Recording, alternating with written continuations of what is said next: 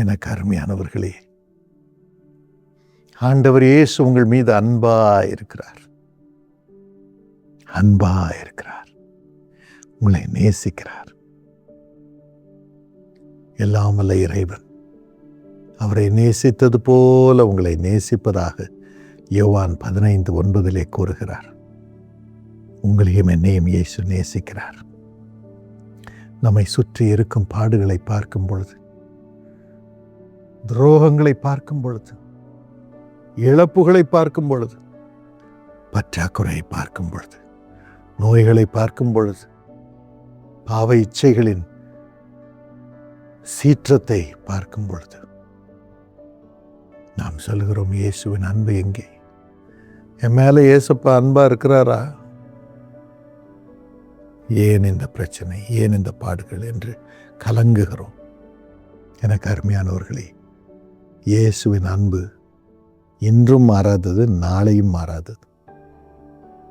அந்த அன்பை நீங்கள் நம்பும் பொழுது இந்த நாளில் நீங்கள் காணும் சகல துக்கமும் நாளை சந்தோஷமாக மாறும்படி செய்வார். இயேசுவின் அன்பை, உங்கள் மீது வைத்திருக்கும் அன்பை நம்புங்கள், நம்புங்கள், நம்புங்கள். இயேசுவின் மேல் அன்பா இருக்கிறார் என்று நம்புங்கள். இன்றைய துக்கம் நாளை வரும்பொழுது சந்தோஷமாக மாறும். நாளை சந்தோஷமான நாட்கள் உங்களுக்கு இருக்கும். இந்த பாக்கியத்தை கர்த்தர் இன்று உங்களுக்கு தருவாராக. நம்பத்தக்கதாக இயேசுவின் அன்பை நம்பத்தக்கதான இருதயத்தை, ஆவியை இயேசு உங்களுக்குள் இப்பொழுது வைப்பாராக, வைப்பாராக, வைப்பாராக. Jesus loves me. Yes, Jesus loves me. Yes, Jesus loves me. Yes, Jesus loves me. The Bible tells me so. இதையே பாடிக்கொண்டிருங்க. இயேசு நேசிக்கிறார், இயேசு நேசிக்கிறார்,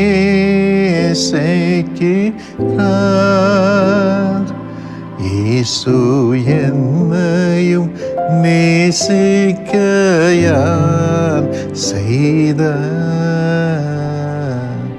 நின்னமா தபமோ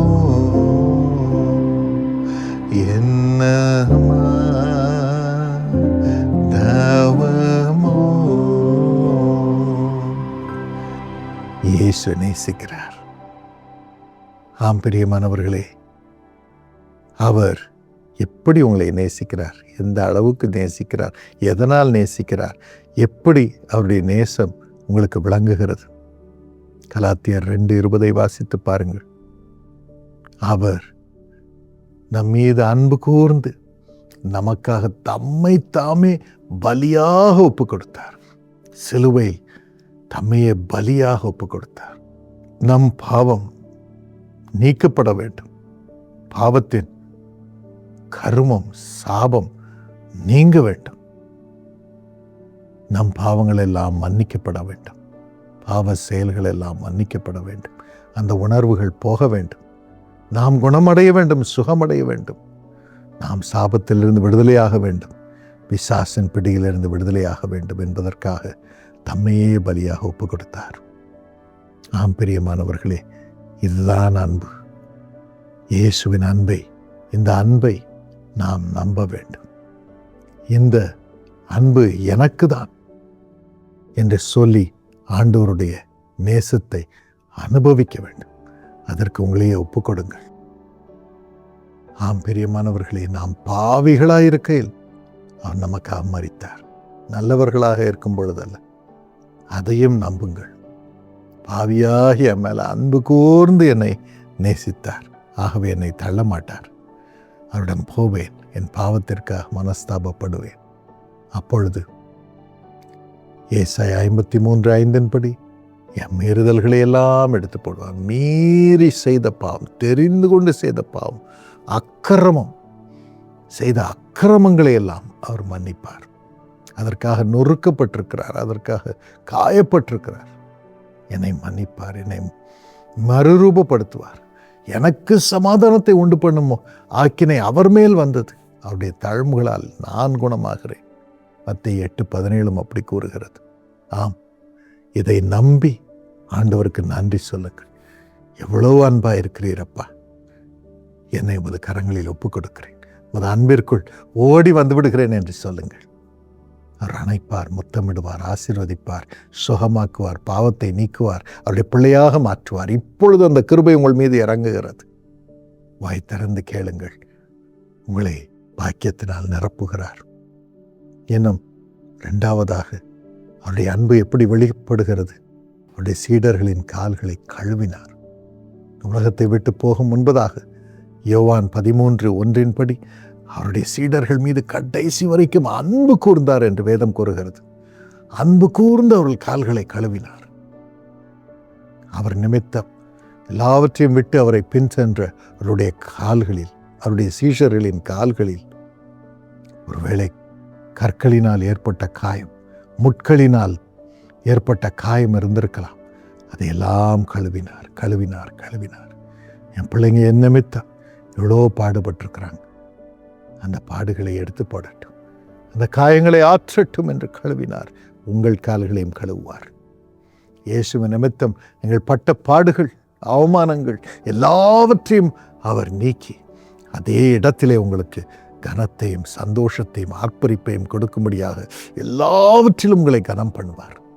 அவருடைய சீடர்களை கனம் பண்ணின ஆண்டவர், அது மூலம் அற்புதங்களை செய்த ஆண்டவர் உங்கள் மூலமாகவும் செய்வார். தைரியமாயிருங்கள். மூன்றாவதாக, இயேசு உங்கள் குடும்பத்தின் மீது அன்பாயிருக்கிறார், குடும்பத்தினர் மீது அன்பாயிருக்கிறார். He loves the families. He loves the families.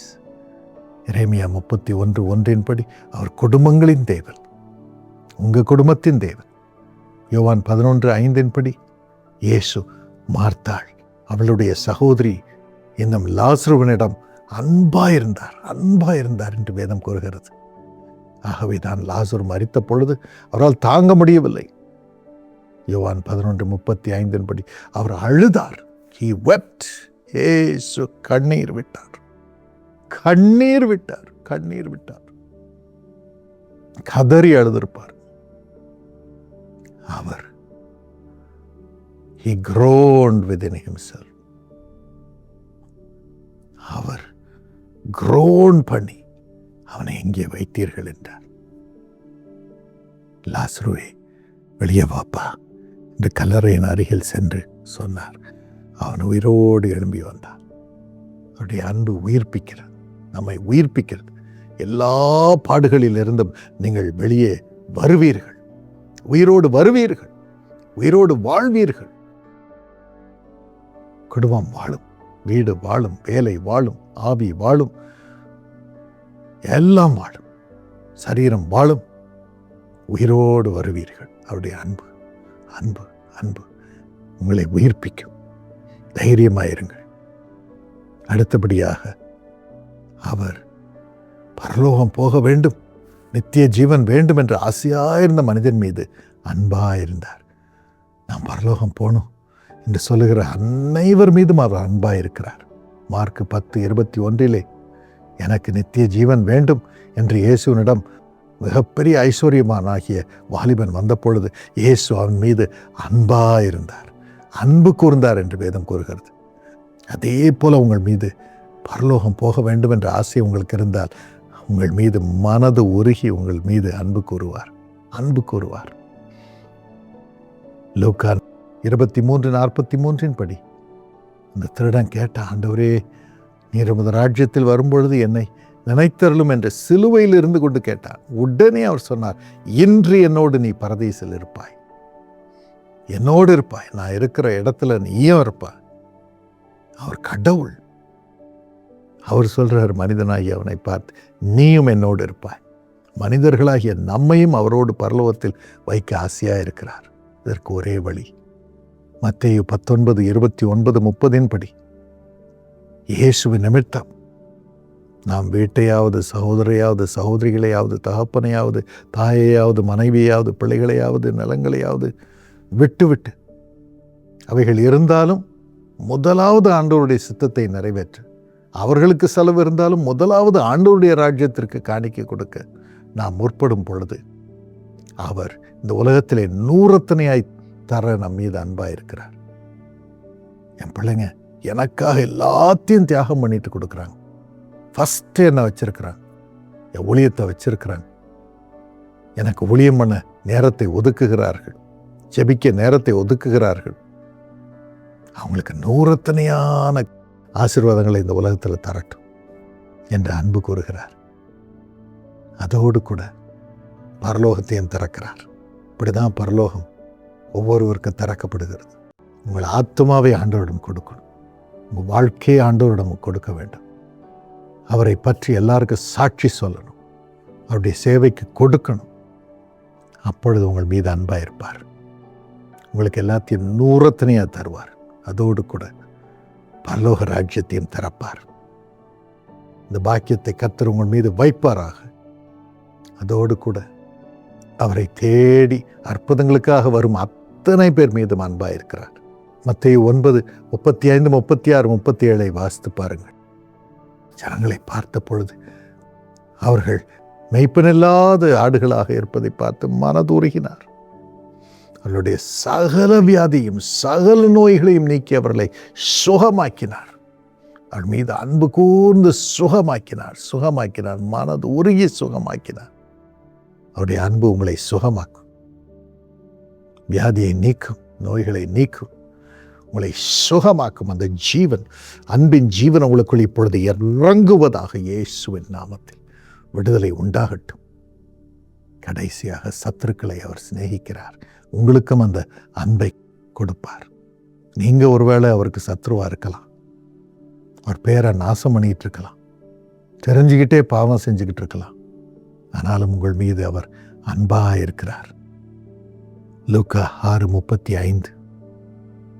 ஆம் பிரியமானவர்களே, இந்த நேரத்திலும் ஆண்டவரே, தயவு செய்து என் சத்துருக்களை நான் சபிக்காமல், சிநேகிக்க, நன்மை செய்ய, கைமாறு கருதாமல் கடன் கொடுக்க எனக்கு கிருபை தாரும் அப்பா, கிருபை தாரும்.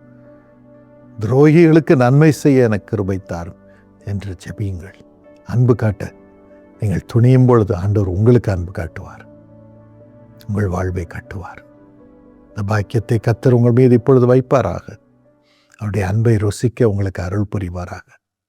இயேசுப்பா, உமது அன்பினால் உமது பிள்ளைகளை நிரப்ப சுவாமி. அன்பை ருசிக்க கிருபைத்தார். ஆசீர்வாத மழையை ஊற்றும். இந்த நாளிலும் சுவாமி, உமது அன்பின் வல்லமை அவர்கள் அனுபவிக்கட்ட சுவாமி. உமது அன்பிலே நிலைத்திருக்க கிருபைத்தார். உமது அன்பை நம்ப கிருபைத்தார். உமது அன்பை அணிந்து கொள்ள கிருபைத்தார். இயேசுவின் அன்பு சகல துக்கத்தையும் சந்தோஷமாக அவர்களுக்கு மாற்றட்டும். இயேசுவின் நாமத்தில் ஆமென். God bless you. பெதஸ்தா ஆசீர்வாத கூட்டம்.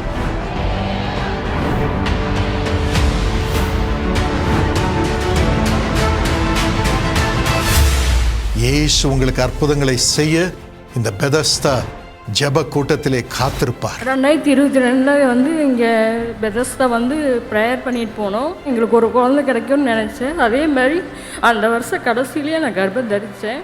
7 வருஷத்துக்கு பிறகு கர்த்தர் இந்த குழந்தையை கொடுத்திருக்கிறார். வாருங்கள், சேர்ந்து ஜெபிப்போம். உங்கள் கண்ணீர் எல்லாவற்றையும் ஆண்டவர் துடைத்து உங்களுக்கு ஆசீர்வாதத்தை கொடுத்து உங்களையும் உங்கள் குடும்பத்தினரையும் பிள்ளைகளையும் உயர்ந்த ஸ்தானங்களுக்கு ஆண்டவர் எழுப்பும்படியாக உங்களுக்காக தனித்தனியாக ஜெபம் பண்ணுவோம். வாருங்கள், பாக்கியம் பெற்றுக்கொள்ளுங்கள். உங்களுக்கு விரோதமாக பிசாசு எழும்பி இருக்கலாம், உங்களுக்கு விரோதமாக மனுஷர்கள் எழும்பி இருக்கலாம், இந்த குடும்பம் ஒளிந்து போனது என்று சொல்லலாம். ஆனா நீங்க சொல்ல வேண்டியது என்ன? கர்த்தரின் கேடகமா இருக்கிறார். ஆண்டவரே, நான் சின்ன பொண்ணுனா பேலனே அற்று இருக்கிறேன், ஒளிஞ்சுகிட்டு இருக்கிறேன் என்று சொல்றீங்களா? இந்த நாளில் உங்களை 1000 ஆக்கும்படி புது பலன் கொடுக்கிறார், புது வல்லமையை கொடுக்கிறார். பெதஸ்தா ஆசீர்வாத கூட்டம் பிப்ரவரி 8 ஞாயிறு பிற்பகல் 2 மணிக்கு. இடம் டாக்டர் DGS தினகரன் மையம், காருண்யா நகர், கோயம்புத்தூர். கோயம்புத்தூரில் இருந்து பெதஸ்தா வந்து செல்ல காந்திபுரம் பேருந்து நிலையம் மற்றும் ரயில் நிலையத்திலிருந்து சிறப்பு பேருந்துகள் இயங்கும். வெளியூரில் இருந்து வருகிறவர்களுக்கு முன்பதிவின் அடிப்படையில் சனிக்கிழமை இரவிலிருந்தே தங்கும் வசதி வழங்கப்படும். தங்கும் வசதி குறித்து மேலும் விவரங்களுக்கு 9488465545 என்ற தொலைபேசி எண்ணை தொடர்பு கொள்ளுங்கள். மறந்துவிடாதீர்கள், இக்கூட்டத்திற்கு குடும்பமாய் கலந்து கொண்டு தெய்வ ஆசீர்வாதத்தை பெற்று செல்லுங்கள். என்னென்ன செய்ய வேண்டுமோ இயேசுவே வந்து அவைகளை உங்களுக்காக செய்து முடிப்பார்.